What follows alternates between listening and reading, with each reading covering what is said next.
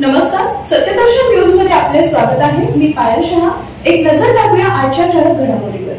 लाडकी बहीण योजनेची आता एक नवी अपडेट समोर। महायुती सरकारने गेल्या वर्षी जाहीर केलेल्या मुख्यमंत्री लाडकी बहीण योजनेचा राज्यातील 2 कोटींपेक्षा अधिक महिला लाभ घेत आहेत। त्या अंतर्गत पात्र ठरलेल्या महिलांच्या खात्यात दरमहा 1500 रुपये जमा होतात। महायुतीची ही योजना सतत चर्चेत असते। विधानसभा निवडणुकीतही त्याचा मोठा फायदा झाला आणि महायुतीला दणदणीत बहुमत मिळालं। मात्र आता या योजनेत नवनवे अपडेट समोर येत असून लाभार्थ्यांची पडताळणी देखील करण्यात येते आहे। लाडकी बहीण योजनेतील गैरप्रकार फसवणूक थांबवण्यासाठी सरकारकडून पडताळणी करण्यात येते आहे।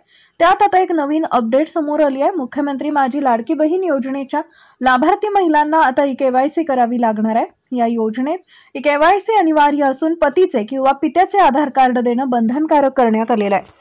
सरकारने या संदर्भात प्रक्रिया चालू केली असून ही केवायसी ऑनलाईन पद्धतीने करायची आहे।